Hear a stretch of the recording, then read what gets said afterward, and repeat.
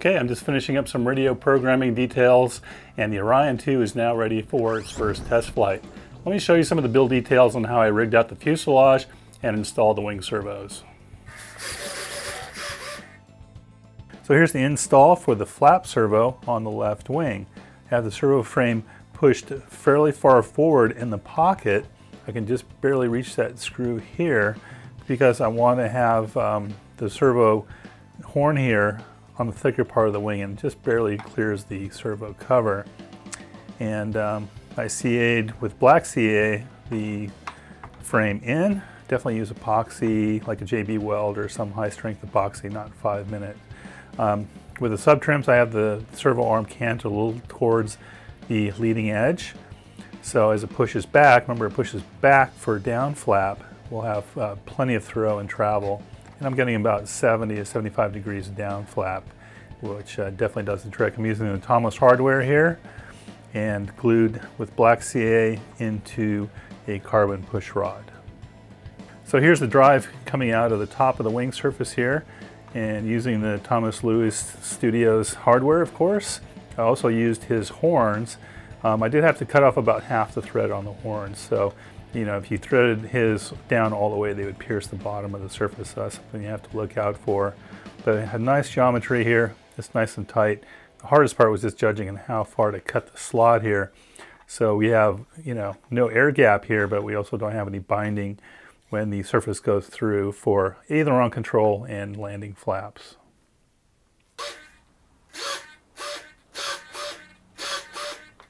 So here's the aileron servo install, and notice that I'm not using the frame. The frame actually stuck up because the wing is so thin out here.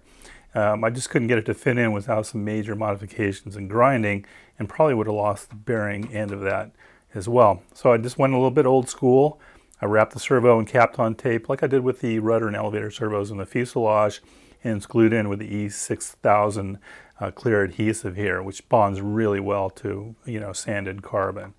So I'm not worried about this servo pulling loose. You can see the horn is fairly short here because I want resolution and I want stiffness.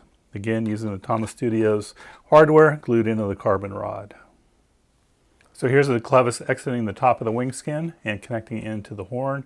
This horn also had to be trimmed so it didn't poke through the bottom surface.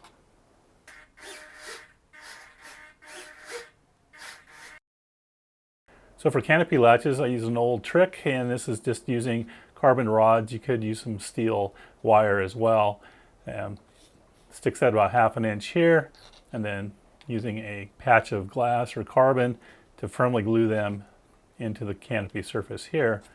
So this spring effect latches underneath the fuselage, and then the canopy slides in place and then latches in the back as well.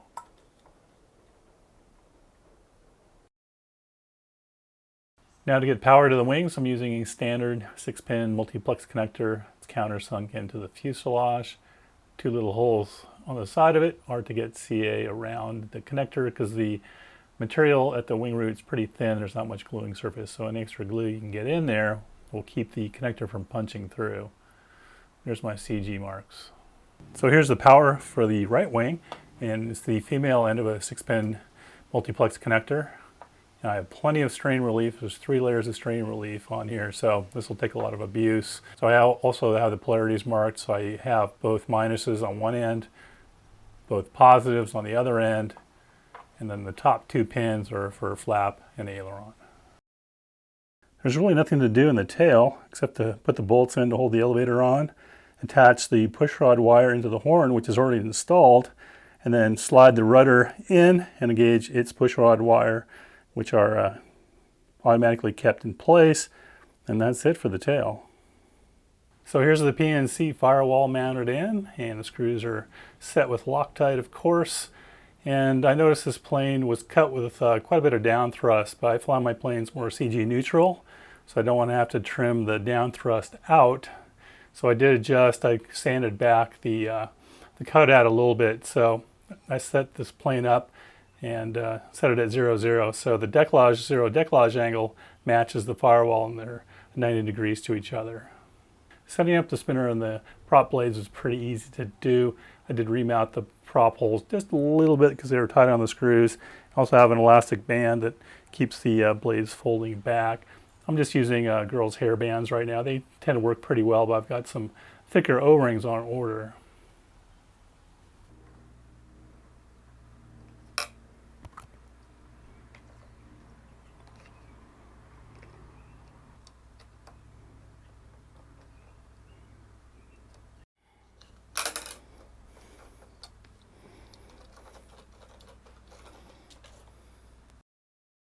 Now for the radio programming, I'm using a basic 4 servo wing setup, and I'm actually just using a modified template from my Explorer 3.8. It's almost exactly the same plane and same sections. So you can see we're going to do a left turn here. You can see the inboard sections of the flap on the top. Follow the ailerons about 2-to-1 ratio. There's a right turn. Now I don't have much differential programmed in. This is a shorter spanned airplane, and with a little bit of rudder mix, it's not going to need a whole lot of differential.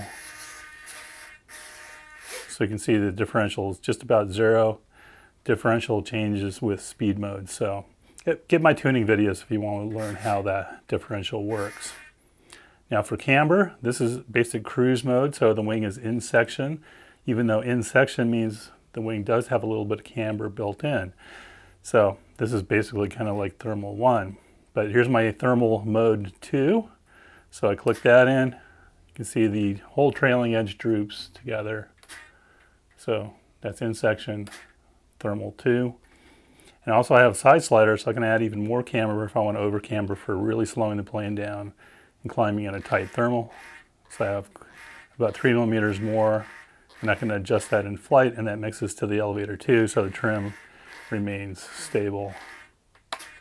Also have a speed mode, so that means we're going to get rid of that camber, go to speed mode, and the whole trailing edge goes up, which means the wing is going to have the least amount of camber. And this is for speed and dash.